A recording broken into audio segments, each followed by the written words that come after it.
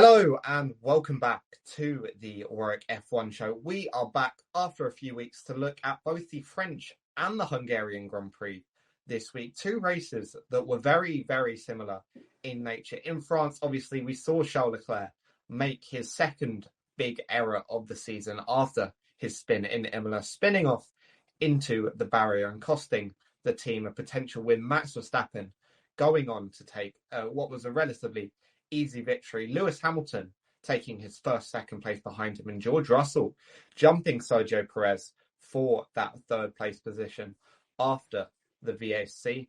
And then just this week, we had the Hungarian Grand Prix, where it was the driver that messed up in France. It was definitely the team that messed up in Hungary for Ferrari, putting Charles Leclerc on those hard tyres. The tyres were too cold. They weren't working, ruining his race. Verstappen coming from 10th on the grid after a really poor qualifying to finish on the top step of the podium, and Hamilton and Russell taking another double podium for Mercedes. We'll be talking about Ferrari, Red Bull, and Mercedes mostly. Obviously, Ferrari, are they messing up? Is the title race over?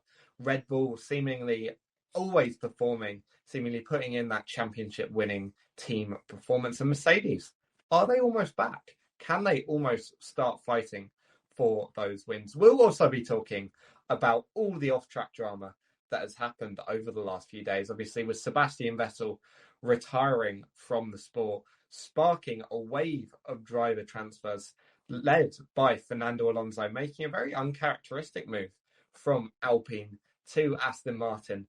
Then we will be talking about the news that happened just a few days ago. Oscar Piastri, is he signing for Alpine? Is he not? Where's he going to go? We've just had the Williams announcement. Unfortunately, it wasn't another Piastri announcement. Alex Albon extending his contract. But no, we will be discussing that. And obviously, I can't do this on my own. So, as ever, I'll introduce my co-host, Chinmay. How are you doing, Chinmay? Man, what a last few hours we've had, man. It's just, I don't think we've seen this hectic of a silly season for a long time now. But yeah, and also just going back on the races, some teams just really need to sort themselves out now. It's given too much pain for everybody now. But yeah, hopefully the summer break gives those certain teams a time to refresh. Yeah, no, and obviously we also have another guest here. Zieger, how are you doing, Zieger? Yeah, it's been a long time since I've last been on the show, but it's good to be back. Not that I will probably not make any more appearances since I will be since I've already graduated. But you know what? Every once in a while, it's good to come back onto the show before I start working in September. But it's but sometimes to come on just to talk about what I love is I think it's always a wonderful opportunity to do so. Yeah, and obviously we'll dive straight into it. And this week, obviously, we need to talk about two races, so we're just going to do it as sort of an overall format of the last two races, and we'll definitely start with the team that has had the most drama over those two races, Scuderia Ferrari. Chinmay, obviously we've seen Ferrari. They've gone bad, somehow have gone from bad to worse in terms of their performances over the last few races. And I guess, do you think the title race is over now? Is it done? Easily. Max Verstappen doesn't even need to win a race anymore.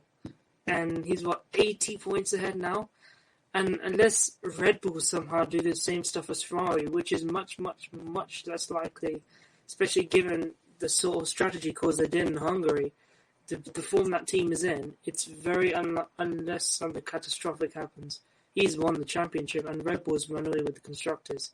And at this rate, it's just going to be constructors fight for second, which we'll probably come on to soon. Yeah, I mean, Zieger, do you agree? Do you think that Ferrari have cost themselves, I guess, the championship over these last few races? Well, I think if Ferrari's main concern isn't Red Bull right now, they should be more worried about Mercedes, who both of them, yes, they may have an inferior car, but they are catching up in terms of point point tallies, and boy, are they taking all of those opportunities really well. Like apart from Hamilton being lowly down in Imola this year, as well as George Russell crashing out in his home Grand Prix, Mercedes have really taken their opportunities really well this season, considering their circumstances. I mean, at the start of the season, we saw them struggling to understand the porpoising and their car in general, but now it's kind of that moment that Mercedes are in that bingo mode, that they're finally starting to understand how their car behaves and what potential they can unlock with it. Yeah, and obviously we'll talk the French Grand Prix first. Grand Prix where Ferrari were looking good to score some good points, but it was their driver this time that cost them, or what could have potentially been a race win. I mean, Chinmay, what was your reaction when you saw Charles Leclerc head off into the barrier? Disappointed but not surprised, because Leclerc's had... This is not the first time Leclerc's done something like this, where he's crashed out when he's been running in good positions. I mean, you can go back to Baku when he's crashed into the castle section. He's crashed in Monaco qualifying last year when he got pole position, but unfortunately it damaged his gearbox and stuff like that. And obviously you can go back to Imola this year as well, when easy podium and then he spins out. So I'm not entirely surprised Leclerc's crashed himself out, but it's still not nice at the end of the day, and it's just one more thing Ferrari just didn't want to be dealing with at the moment. Yeah, and I mean, Zieger, do you agree? Do you think that Charles Leclerc, it was just an uncharacteristic error, or do you think that he probably needed to perform better, obviously not crash, and then they could have got those points out of the race? It kind of reminded of, back in, the 2018 German Grand Prix when Seb was leading, and then all of a sudden he just crashed out, which all of a sudden that triggered some sort all kinds of movements and sorts, which led to Hamilton winning the Grand Prix in unconventional circumstances. But if anything, like, this isn't the first time Leclerc has made such mistakes whilst trying to fight for a potential win. So I think this is the latest mistake for him that he has really bottled a good point scoring haul for Ferrari.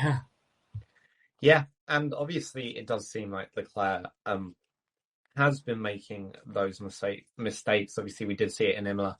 We've seen it in France now. To me, you'd have to say, looking at last season, let's say, Hamilton and Verstappen, apart from obviously when they were close on track and when they were colliding with each other, they weren't making mistakes like this. They were putting in a level of performance that was just levels above everyone else. And then you come to this year, you see Max Verstappen and Charles Leclerc battling for the title. Verstappen himself has made a few minor mistakes. Obviously, we saw the spin in Hungary, and we'll come on to that in a bit. But crucially, his mistakes have been fairly minor. He spun in Hungary. He spun, obviously, off into the gravel in Spain, but was able to keep going.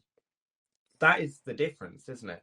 It's like Hamilton and Verstappen were so close because their level was so high, and they weren't making those mistakes. But this time, Verstappen isn't really making mistakes, and if they are, they're fairly minor. But Leclerc's the one that's throwing away these wins, and he's thrown away at least a second place probably in Imola, and potentially a win here through, to be fair to Ferrari, his fault himself.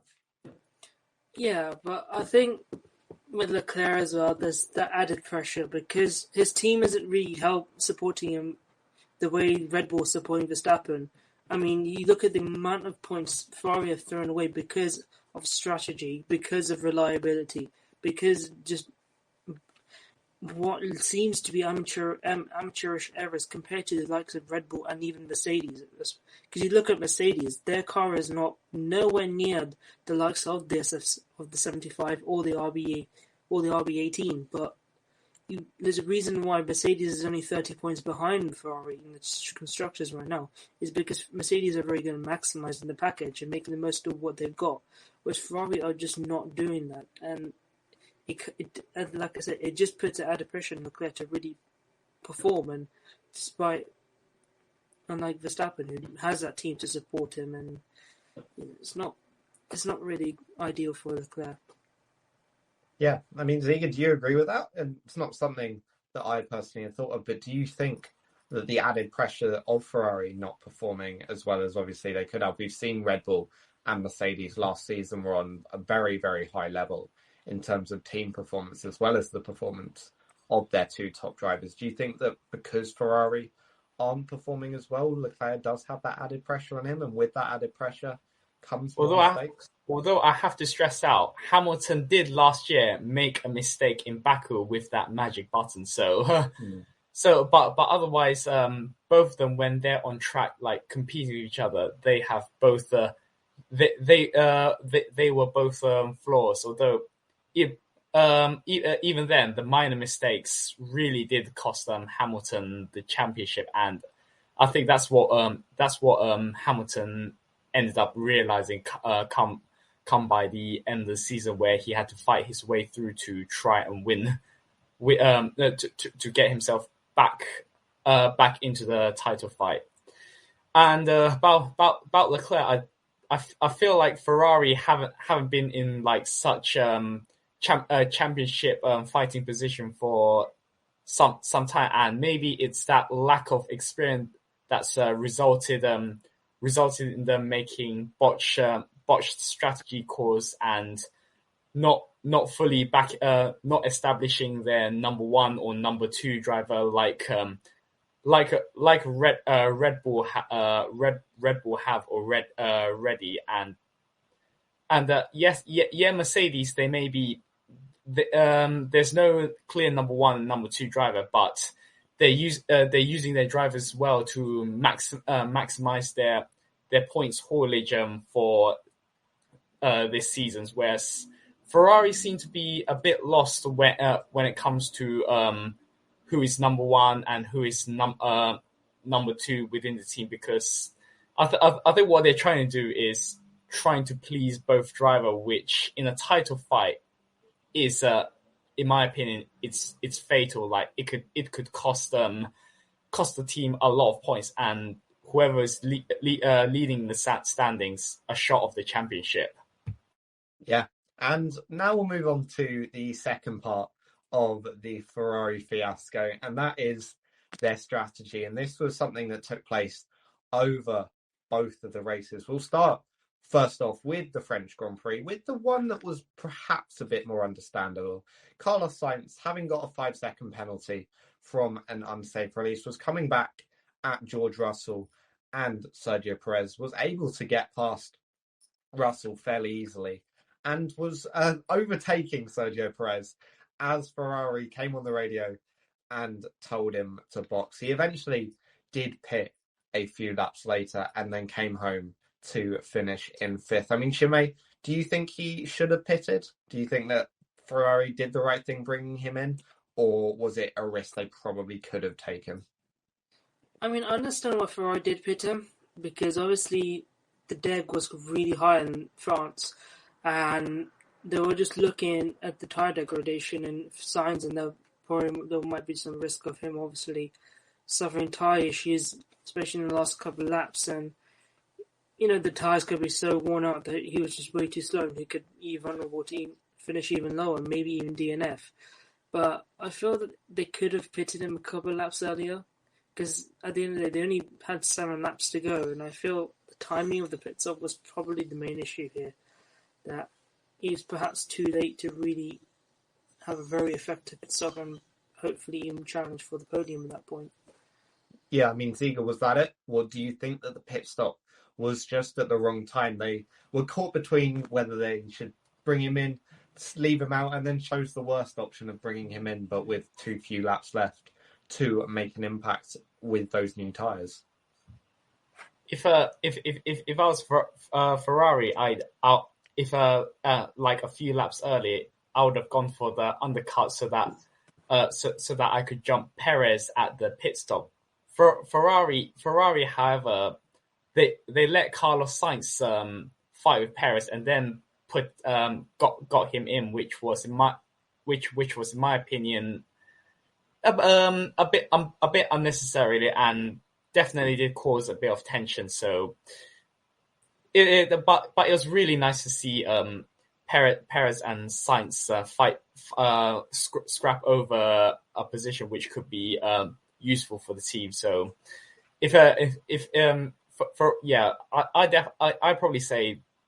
I'd say this was a bit of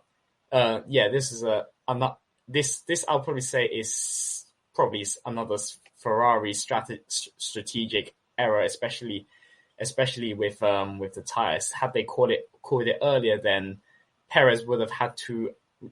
Then Red Bull would have to respond to Ferrari's call. Yeah, and obviously it ended up, I think it was fair to say that Ferrari probably made the wrong decision with when they brought the car in, but other than that, it was a fairly innocuous strategy error. I think it was more about the timing of the pit stop as well as the timing of the radio message while Sainz was battling Sergio Perez. But I think it's fair to say definitely the wrong strategy decision took place in the next race with Charles Leclerc. Obviously, the rules in F1 state you have to run two types of tyre. Leclerc had pitted for medium tyres for his first pit stop after starting on the medium, so obviously had to pit again for another set of tyres, but then went for the hard tyres. And we'd seen throughout the grid or throughout the race that the drivers on the hard tyres, the Alpines in particular, were nowhere in pace, and yet Ferrari chose the hard tyres for Charles Leclerc. I watched this race on catch up. I think Chinmay and Zieger, you may have watched it live. How quickly did you work out that they put Leclerc on the hard tyres, and how quickly did you work out that it was all going to go terribly, terribly wrong?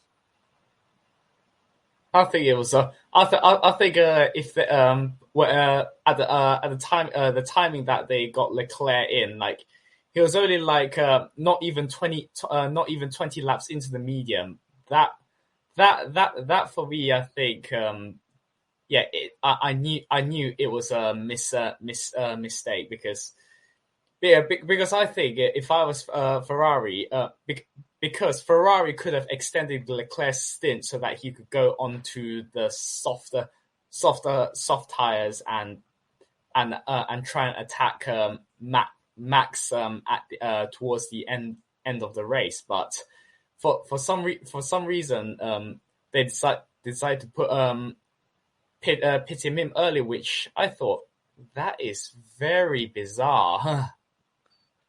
Yeah. I mean, Chinmay, obviously we saw them do the alternate strategy with Carlos Sainz, probably the best strategy for the people that started on the medium tyre, going medium to the soft. Probably not the best strategy overall. I think it's fair to say that the drivers that started on the soft tyres eventually took that benefit running the mediums, doing soft, medium, and running longer, as we saw with Verstappen, who ended up taking the victory.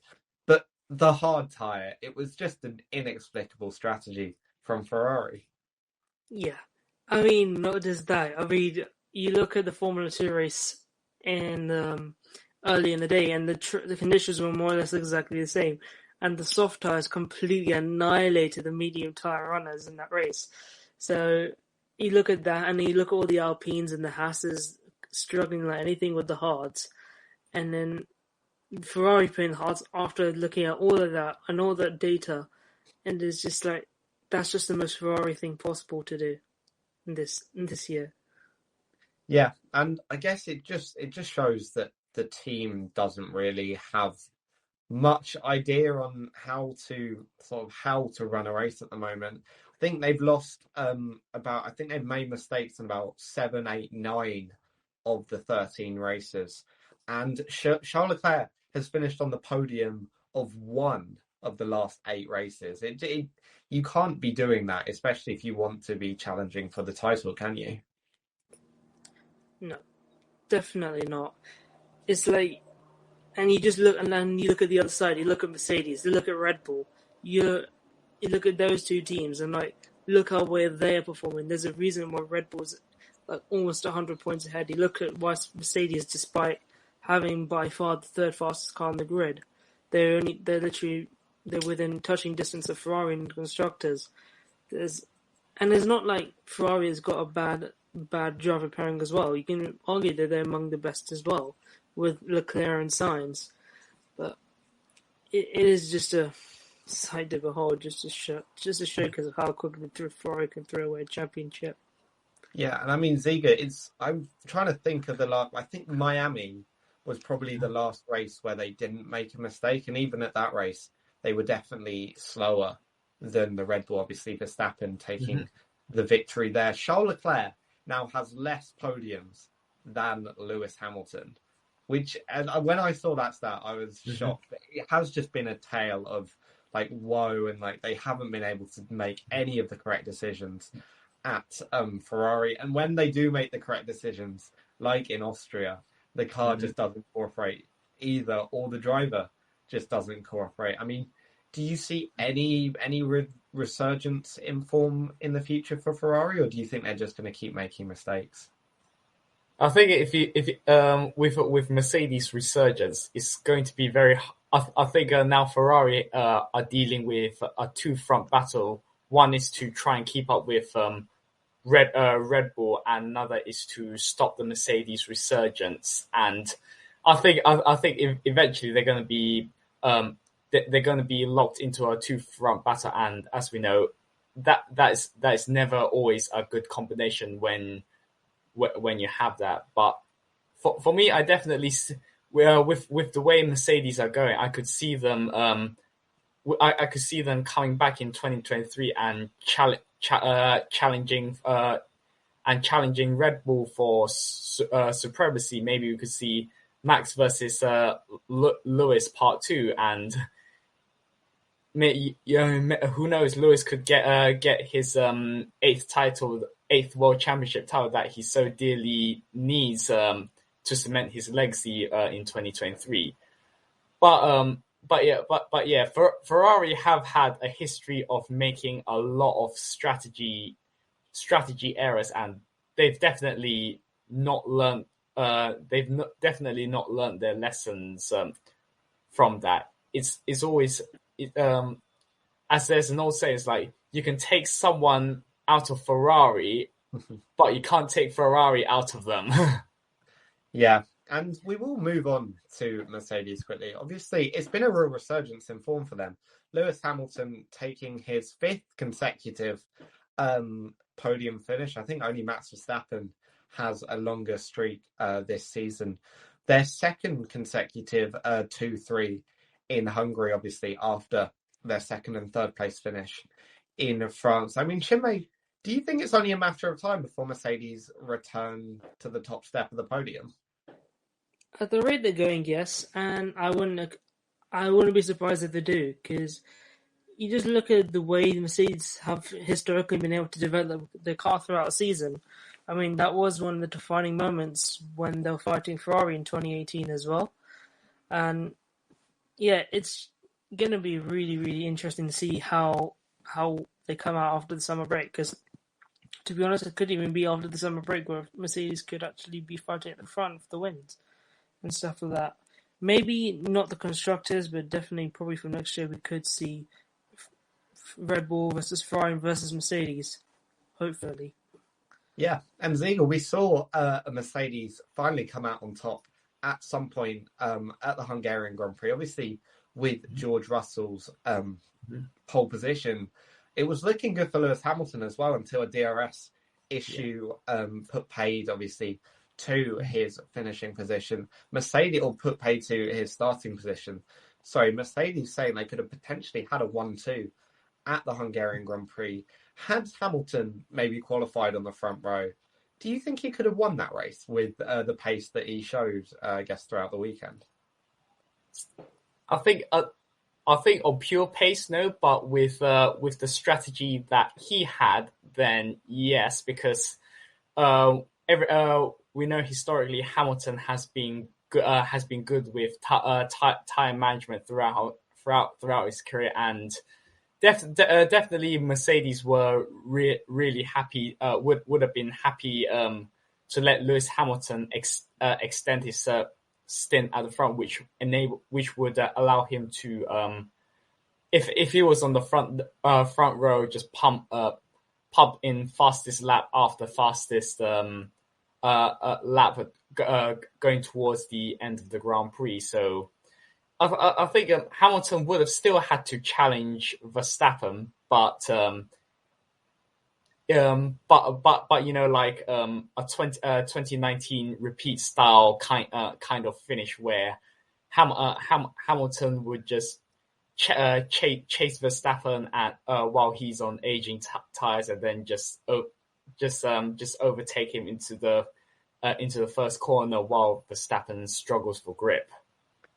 Yeah, and I mean, I think it's probably fair to say now that the Mercedes are at least on the level of Perez and Carlos Sainz. I'd probably say if you were to pick a race, if you would say a race would go normally now, or maybe a bit less than normally, but sort of it would definitely be probably Leclerc and Verstappen up at the front, and then they're probably the four drivers now: Hamilton, Russell, Perez, and Sainz, all competing for that third place on the podium, and then coming in third, fourth, fifth, and sixth. Do you think that Mercedes have made the correct call, just probably bringing it back, but that they'll kick on, I guess, Chinmay, maybe even in Belgium, or we'll see something in Italy, Singapore, races that are coming up, races that Mercedes have traditionally been quite strong at? Yeah, I mean, Mercedes have just been utterly brilliant in their form last few races. I'll probably give an exception to Italy because the Mercedes straight line speed is probably their biggest weakness by quite a margin. I mean, you just look at whenever they get DRS, they barely have an advantage of the Ferraris and Red Bull, and the Red Bulls especially. And so probably I might rule them out in Italy, but I would not be surprised if Belgium and maybe even, to be honest, the Netherlands and Zandvoort, we could even see them compete for a win as well. Because you saw in Hungary that Hungary is a similar sort of track, a very high downforce, low straight track, and the fact that Mercedes was pretty much on par with the Ferrari on pace says pretty much it could be a very, very good fight. Yeah, that would be an interesting one, won't it? If we get a Hamilton victory at Zandvoort, I think then it might be quite an interesting podium, that one. But another thing that Mercedes have over both Red Bull and Ferrari, I think it's fair to say, is their astonishing reliability. Like no issues from breaking down for any of their drivers, any of the races. Obviously, Russell with the only non-finish for Mercedes this season after his collision in Silverstone. Is that what's keeping them in the fight, Zieger? I mean, they've obviously got a slower car than Ferrari, maybe even up until now, but they're only 30 points behind because they keep finishing in those good positions. Russell obviously maintaining his top five finishing record for every race that he's finished. Lewis Hamilton, as we've been saying before, the 5 podiums in a row. It's this consistency that's kept them in the title, or in the battle, at least for second place in the championship, isn't it? I mean, the Mercedes, the engine itself isn't 100% reliable, but Mercedes have found a way to manage the car and always bring them home. Which for now, for like the last few races, it has been vital because in terms of the points gain, that's the best thing they can do is really maximize. It's just to maximize their points tally. We saw in Spain that Hamilton was asked to slow down because of a potential issue on overheating. So even then, Mercedes are definitely managing their car really well. So much so that that they've not had a single retirement due to reliability this year compared to Red Bull and Ferrari, and I think that's the one astonishing thing that we've seen from Mercedes, that their car keeps on running, and if their car next year is not just reliable but also a good challenger as well, then as say we could see another scrap between Red Bull and Mercedes going this year, and of course we don't want any more war of words between Toto Wolff and Christian Horner. But I think if Mercedes end up having a very reliable car going to next year, then the war of words resumes. Yeah, and I guess, Chinmay, obviously we'll just finish off Mercedes here. They've been on the podium now for, I think, at least the last 5 races, obviously, with Lewis Hamilton, have taken their first 2 double podiums of the season. It's clear they've made improvements, and we saw on track as well some very good overtakes from George Russell, obviously jumping Sergio Perez at France, and then Lewis Hamilton climbing through the field, going from second to 7th. And I think it's fair to say, and we'll bring Max Verstappen in here, that the 2 drives at Hungary were by far probably the best drives of the weekend. Verstappen going from 10th to 1st, and Hamilton going from 7th to 2nd. I think it's probably fair to say that at this time, and even still, Verstappen and Hamilton are probably the 2 best drivers on the grid at the moment. Yeah. You could probably add Russell to the mix as well, because Russell's been having one brilliant. He had that big streak at the beginning of the year, and if it wasn't for that crash in Silverstone, he could have he's more or less continued that streak anyway. He's pretty much been very consistent with his finishing position. So to be honest, I could probably rate Russell over Hamilton, if I'm being brutally honest, because he's been there since the beginning. Whereas Hamilton, he's been taking time, but now he's really been up there. So, or was it just because of the early season form? I'd rather put Russell Hamilton, maybe in popular opinion, but yeah, Okay, that's yeah. what I think. I mean, Zieger, we've got one person saying Hamilton over Russell, one person saying Russell over Hamilton. You're the deciding vote. Who I guess at the moment is having the better season? I wouldn't say neither. I wouldn't favor either one. I would just say like both of them have been doing a great job with what Toto is asking them to do. Given the situation that they are facing with. So I still give credit to both of them for keeping their heads up and just and also not just driving but also adapting to whatever situation that faces them. Obviously George knows this very well because he's used to driving a Williams car that used to always be lapped by front running cars, and now he's just putting that good knowledge into good use at Mercedes. Yeah, and I think now we'll move on to a driver that's definitely having probably the best season on the grid, Max Verstappen. This time, not just coming from where he normally does, from the first few positions to take the win, coming from 10th on the grid to take the victory. I don't know if it was maybe because Ferrari had their issues, it was maybe that was distracting the focus, but 10th to 1st in any race is incredibly impressive. Chinmay, do you think that was the best drive of Max Verstappen's career? Or do you think there was one that was maybe slightly better? I can't remember off the top of my head, but this is definitely up there with one of his best drives he's ever done. I mean, like I said, going from 10th, and especially this is coming from in Hungary, where it's not the easiest track to overtake by any means. It's pretty much a go-kart track, and it's very narrow, and you only realistically got 1 or 2 overtaking spots on the whole track.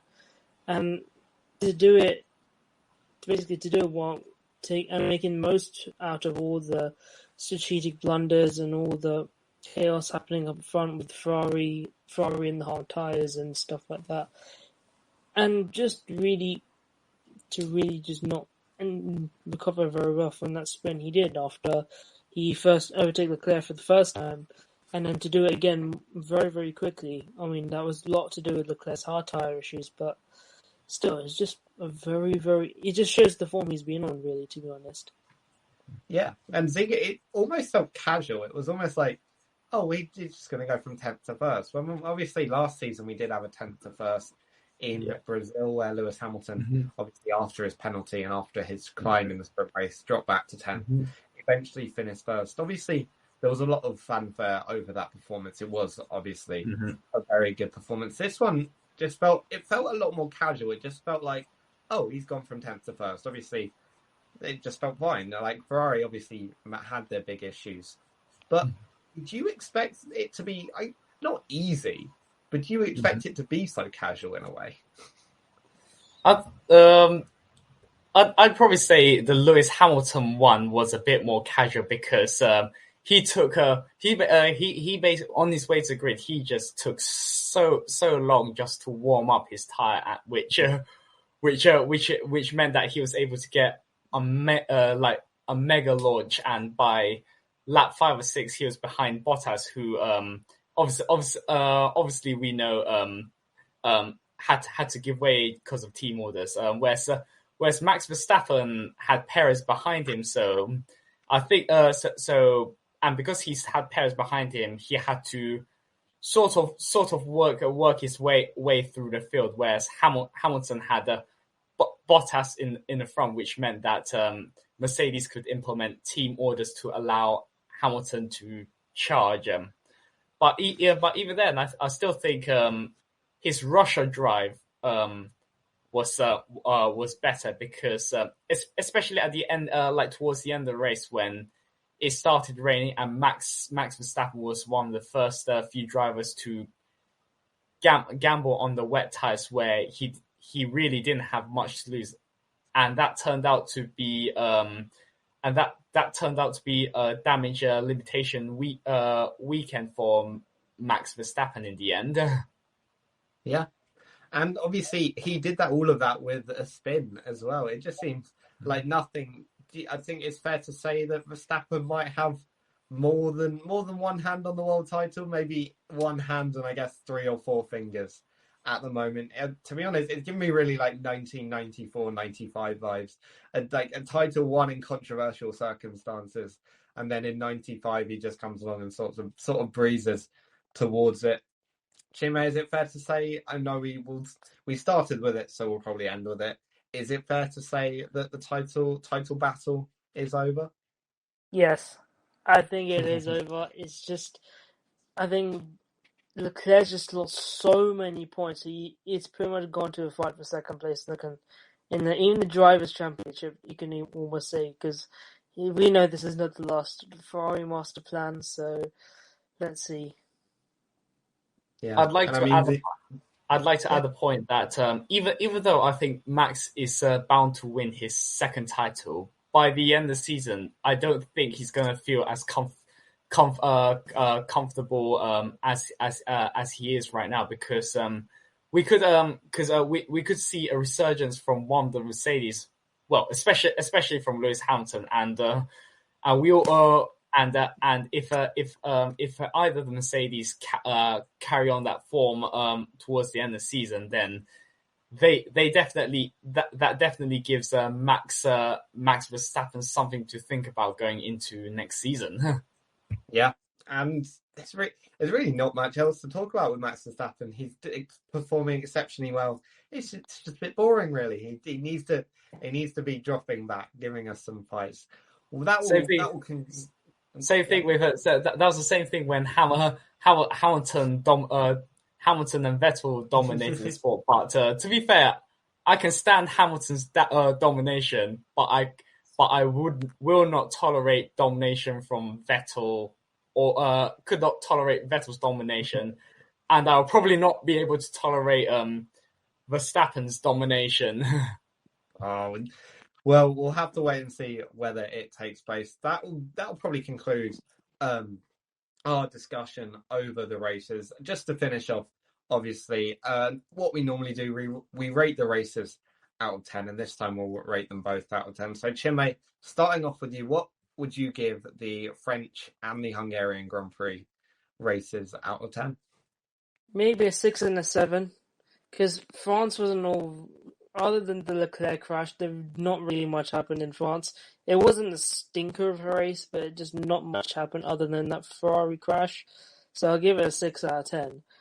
Hungary was a lot better because we had a lot more overtake. We had the fight with Verstappen climbing through the grid. We had lots of entertainment from Ferrari once more, and Mercedes just doing a good job. And even the midfield battles were quite interesting as well. So I'll give it a 7 out of 10 because it was good, especially considering how difficult it can be to have a good race in Hungary. Yeah, I mean, Zieger, what would you give it then? I'm gonna agree with Chimney for the France rating for 6, but I think I'm gonna go a bit higher for Hungary for 7.5 because I think I think that could still be considered one of a great drive from a driver who just started from a lowly position and masterfully used strategy to win the race. Yeah, and I think I'd probably agree with the 6 and the 7. I think both those races I'd maybe watch again. I think they both had their notable moments. They both weren't terrible races, but they weren't perfect. They weren't great. And to be honest, from a France and from a Hungary, there's probably not much more you could expect. I don't think if France isn't back on the calendar next year, I don't think it's a terrible race to finish it off. I think it's much better than what we saw in 2018, 2019. I can't remember if I was on the grid in 2017, but no, those they were definitely better than those races. And Hungary, again, putting in quite a good performance. Obviously, we saw a good race in 2019. We saw a very good race in 2021, and I think it's fair to say we saw a decent race just last week. Well, we are going to move on to the other big news story that has been shaking the world of Formula One over the past few days, and it's sort of a process really that started with the announcement that Sebastian Vettel would be retiring from the sport. Like a boss, he made an Instagram account, posted that he was retiring, and then left Instagram like an absolute legend. I mean, Chinmay, he's been in the sport since we can remember. I think the first race I can remember is 2010 Valencia. So he's obviously been in the sport since then. Are you sad that he's retiring? I'm actually quite sad, to be honest, but I actually this is coming sooner. This just came sooner rather than later, to be honest. I think everybody knew he would be retiring very soon, and he's not really been completely happy with Aston Martin, especially considering how they've just been doing nothing but taking steps back in the last couple of years. They were 7th last year. They went from 4th to 7th to now. I believe they're 9th in the championship now, because Haas, I think, because of the recent Haas points hold, they've managed to climb Aston Martin. So he's not really been extremely happy to be barely fighting for even points nowadays, and obviously all these things about him and the environment and stuff like that. It kind of makes sense, and I think he will obviously be dearly missed in sport, and yeah, hopefully he has a nice afterlife in Formula 1. Yeah, I mean, what do you think, Zieger? Are you sad to see Vettel go? I mean, Vettel definitely came into sport as one of the few generational talents, along with Lewis Hamilton. I remember his win in a Toro Rosso in Monza, which meant that, and everybody knew by then Sebastian Vettel was something special. I mean, the Red Bull years, he he dominated, and people got bored of it. But when he wasn't winning, Seb really was a nice guy around the grid, and off the track he's also fighting for change in society. So I think Formula One are gonna lose a bigger bigger personality on the grid. So it's Seb. I think the most. I think we will definitely miss the most likable guy ever in Formula One, and I doubt he's gonna make a comeback. Unlike Michael Schumacher or Fernando Alonso, he just wants to spend time with his family. Yeah, and we will be doing a full Sebastian Vettel tribute podcast. We won't just leave it as a 5-minute segment on this show. When we get back for the new term, we'll make sure to discuss Vettel's career. But that was the start of the process. And the second part of the process took place just a few days ago now, with the surprise move, I think it's fair to say, that Fernando Alonso would be joining Aston Martin. I mean, I definitely know when I saw that pop up on my Twitter feed, I did have to check a few times that it wasn't some sort of parody account, because it was just a very weird one, wasn't it? Oh, I was you didn't expect him. It looked all set for Alonso to have another contract extension with Alpine, and out of the blue, you got him signing with Aston Martin. It's neither party just didn't wait at all. And it's only we're only 2 days into the summer break. Yeah, I mean, Zieger, were you expecting Alonso to Aston Martin? I mean, it was never really one that you sort of had a look at and thought, oh yeah, that's where he'll go. It hadn't even been rumoured that much. It's sort of like a My Team transfer on F1 2022, where they just sort of pick a driver and chuck him in a random team. I feel like this was a very rushed decision. In the latest of series of Alonso making bad career moves, which which even though with his 2 world titles is probably gonna last, gonna stay with his whole legacy. And but even then, that I was completely caught out by this news. It was just since there was because I haven't heard, because I when I heard Seb leaving, I thought Aston Martin would bring bring like a Hulkenberg back, or like a rookie driver. But to see Alonso in Aston Martin, that definitely did catch me off balance. Yeah, and yeah, it was a very weird one. We did have to check, and that was sort of the spark that lit the fire, as Fernando Alonso always does, causing chaos across the grid. And the story we saw yesterday, I think fair to say, one of the biggest ones that we've seen off the track.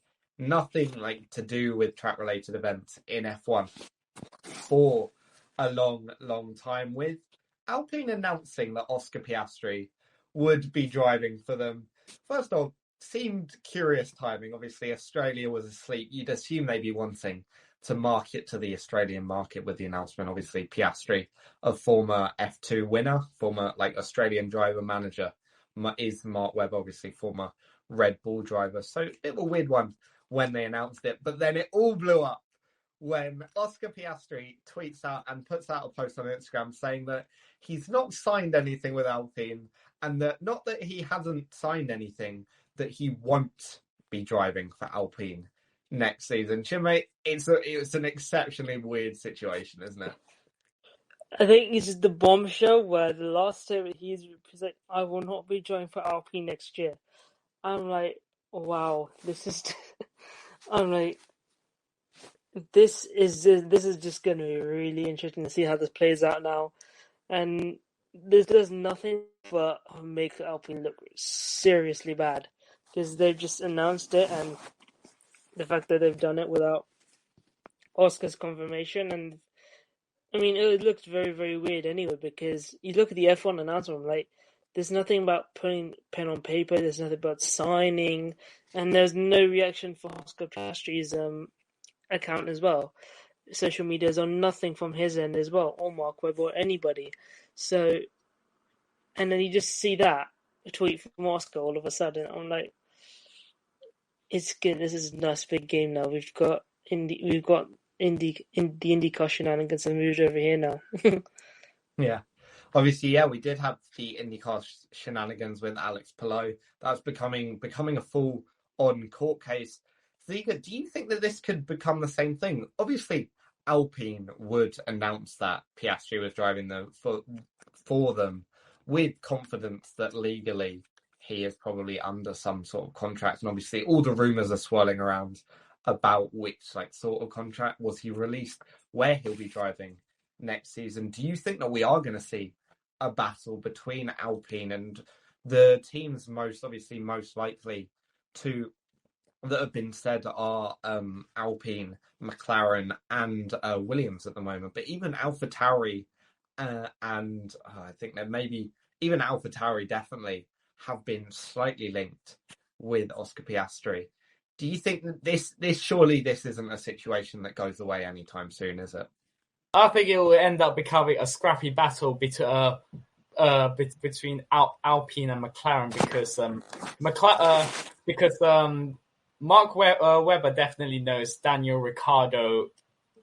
Daniel Ricciardo has not been performing, so why bother? So he was like in his opinion, he wants to have an Aussie replaced by another Aussie, and in that.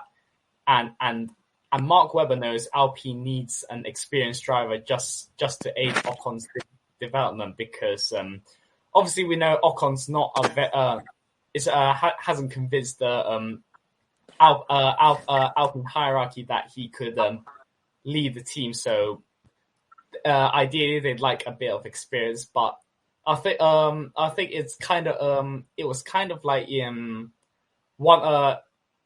I think what Oscar Piastri interpreted that it was that the decision was made rushed. The decision made was rushed so that they can chuck Oscar Piastri into seat. Well, I think this is definitely gonna get messy at the end of the day. So I don't think this controversy is gonna end at any time soon.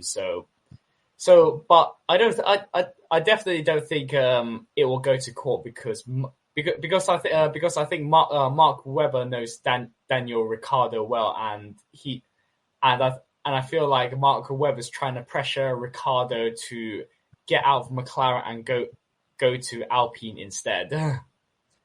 Yeah, and obviously that is the likely scenarios that Piastri does end up in Formula One. It says a lot about him as a driver that so many teams do want him on the grid and do want him as part of their teams. So do we think that Piastri will? Where do we think Piastri will end up? Do we think he'll end up at Alpine, at McLaren, at Williams, or maybe even another team altogether? And obviously, we'll make sure to keep up to date with this story. But obviously, it's only been going on for 24 to 48 hours. So, Chinmay, what do you think? Probably McLaren, because Piastri won't just say no to drive at Alpine. He wouldn't say no to go to a team like Williams or AlphaTauri or Alfa Romeo. The only other realistic team option they've got is Alpine, is not other than Alpine, is McLaren. So something must have happened to Ricciardo. Must be happening to Ricciardo. As much as, I mean, to be fair, we all seen this coming with Ricciardo getting sacked by McLaren, but it's just not nice being somebody who really likes Ricciardo off the grid. He's such a nice guy, but at the end of the day, he's not performing. And Piastri and Lando in McLaren will be one hell of a battle. We could see Ricciardo go to Alpine. We could see someone like even Joe go to Alpine, because obviously he used to have ties with the team. He used to be part of the driver academy, but we only have to see how it goes. Yeah, I mean, Zieger, where do you think Oscar will end up? Well, to be fair, I think like if he ends up in Alpine, that will be good for the Alpine Academy. But if he doesn't, then obviously this further questions the Alpine Academy credibility, because Alpine have been able to take up young drivers, but they've not been able to secure them a seat. So I think Piastri is probably going to force his way into McLaren, which will see Daniel, which will probably persuade Daniel Ricciardo to leave McLaren, because as mentioned by Zach Brown before, Daniel Ricciardo has an exit clause which can only be triggered by the driver, and I think with this Aussie presence, there might be pressure for that Daniel to activate this release clause, so that another Aussie can go into that seat instead of him. So all in all, it's like I think him forcing a move to McLaren could signal like a changing guard in changing guard in Aussie's F1 figurehead for not just the next 2 or 3 years, but for decades. But for the next decade. Yeah, and I think it's fair to say, as we've been saying throughout, this isn't a story that will end that soon. We'll make sure to keep up to date with it and see, I think, where Oscar Piastri is going to end up on the grid for 2023. Now, obviously, we are going to jump into our prediction part of the podcast. We obviously didn't make any for Hungary, but we did make some for France. And Chinmay, I'm looking at mine here, and I think it's fair to say that I had a shocker, but how did you do? So yeah, my predictions for France almost went to plan until Leclerc decided to crash out in lap 18, because I had a Leclerc Sainz Verstappen on my on my podium. So, and then yeah. Oh yeah, so Leclerc Sainz Verstappen, that's 1 point, isn't it? I believe that was 1 point, yes. And then my three predictions were that the Mercedes updates doesn't work. Yeah, I think it's fair to say they probably did work. Yeah, they didn't. Another one, my number 2 was a double Williams Q2, but I can't remember what the results were off the top of my head. I don't think so. Only the made Q2. Yeah. And then a 3-pointer was annoying once. Was actually really annoying because Lance Stroll got a point because I said Alfa Romeo, Alfa Tauri, and Aston Martin all don't get points finish, but Lance Stroll was the only person to finish, and he got first. Well, I can't say mine have gone much better. I went Hamilton, Leclerc, Sainz as the podium, so that's 1 point for me. Obviously, Lewis predicted first, finishing second. Then I said 2 or less retirements.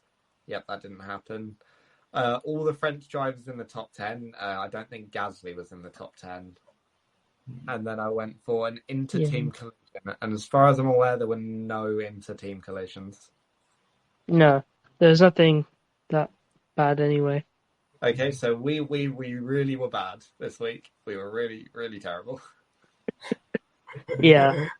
I mean, yeah, so how many points have you got in total this week then? So I got 1 point. So it's literally 38-34. Yep, we got 1 each. That was probably our worst week of the entire season so far. Oh, by far, it was one of the worst. Well, let's see if we can improve it for Belgium. The 2020 Belgian Grand Prix 2021 Belgian Grand Prix. I can't quite remember it, but I think it might have been one of the best races of the season.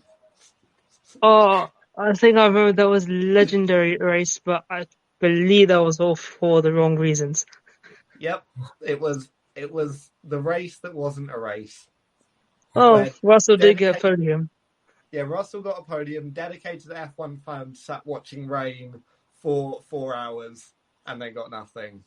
Mazepin got the fastest lap of the race. Yeah. Of all people. So yeah, there was not much to say about the race last week. So we'll dive straight in to our predictions. I'll start off with you, Chinmay. What is your top 3 prediction for the Belgian Grand Prix? I'm going to go for a Red Bull 1-2, Verstappen, Perez, Leclerc. Because straight line. Because I feel like Red Bull would just step it up, and Ferrari will somehow mess up a win. They'll get third. I don't think it'll be as disastrous as Hungary and France, but I don't see anything happening. Okay, I've gone for Verstappen, Leclerc, Hamilton. I think it could be an interesting one, and I do think now predicting a Mercedes on the podium isn't as far fetched as it used to be. I think that could be. I think top 3 performance so far this season, at least in the championship. I mean, Zieger, whose podium do you think is more accurate? You know what? I feel like I'm gonna back yours, Will, because because I think Red Bull are now developing a car that is now suited more towards Max Verstappen than Sergio Perez. Yeah, Perez has sort of dropped back. But I would agree Leclerc on finishing third though. Yeah, I think it could be a good one. I think we've got to wait and see how, obviously, the upgrades. Mercedes rumours that they're going to be turning their engine up after the summer break, so maybe they'll be back up there. And obviously Verstappen and Leclerc always at the sharp end of the grid. We've done our podium. Chinmay, what are your 1, 2, and 3 point predictions? So my 1 pointer would be an AlphaTauri points finish. I'm just putting it. I'm going to be optimistic, and my 1 pointer is an AlphaTauri points finish. My 2 pointer will be no rain in the weekend, and don't forget we're about a month away from the Grand Prix, so predicting the forecast is going to be bone dry for the whole weekend, probably. What do you think of that for 2 pointer? I've gone with the exact opposite for my 2 pointer, and I've said rain in a competitive session. Ooh. Oh, okay. That'll be interesting. Rain at some point in qualifying or the race. Fair enough. Ooh. And my 3 pointer will be that Mercedes there'll be all 4 engine suppliers would have at least two people in the points. So that will mean a Mercedes engine 2 points finish, at least 2 cars, at least 2 Ferrari engine cars will have points, at least 2 Red Bull powertrains will have points finish, and it will have to be an Alpine double points finish.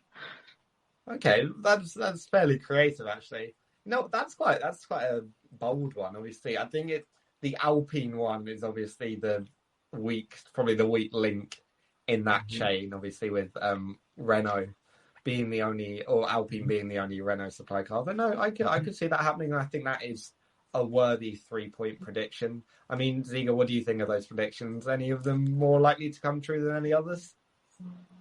You know what? I like how ambitious Chimney is predicting this, because you never know. You never know. There could be all different kinds of engines in the top 10. So I like Chimney's thinking. He's gone very bold. He's gone ambitious there for the Belgian Grand Prix.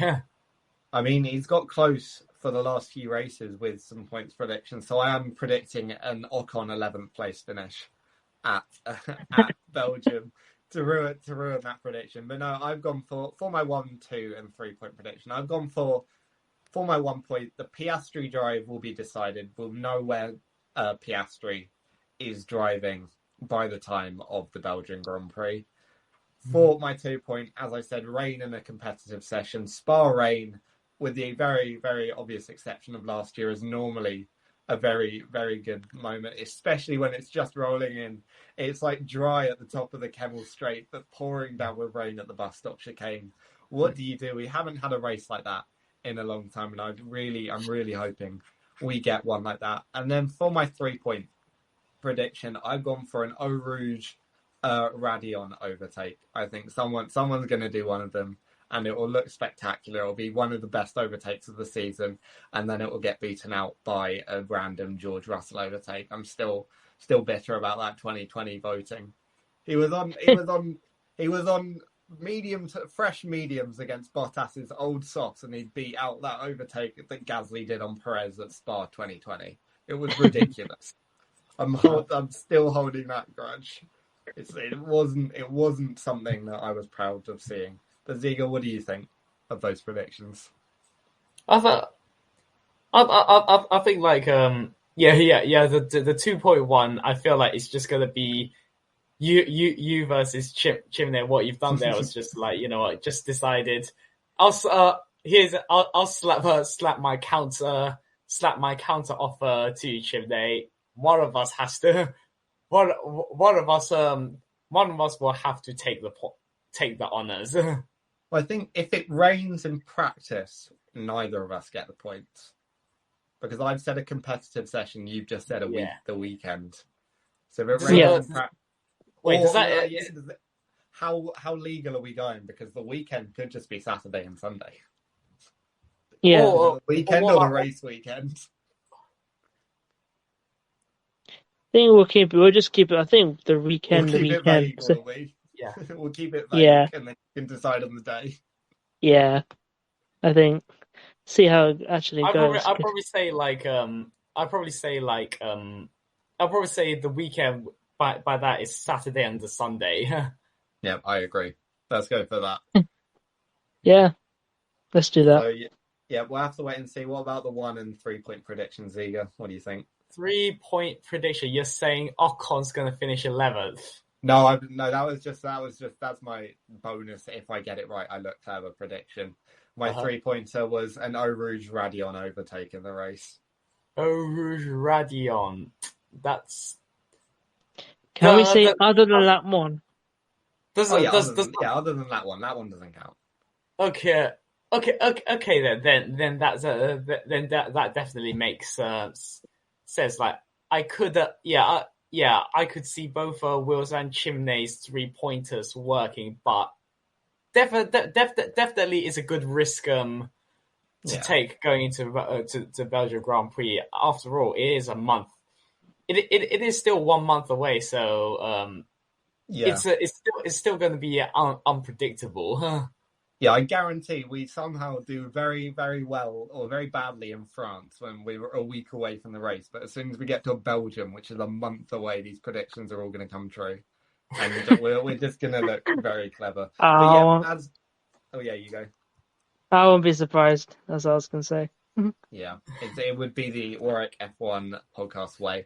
But yeah, that has been the show for today. We've looked at, obviously, the French and Hungarian Grand Prix, had a go at Ferrari for being terrible strategists, and then look forward to the Belgian Grand Prix in a month's time, where maybe Oscar Piastri will have a seat in F1 by then. Maybe he won't. I'm sure it won't go away. And make sure to keep up to date with all the news in F1 to find out what happens with that. Obviously, once again, a big thank you to my co-host Chinmay and Zieger for coming on. Have they got any final things they want to say quickly?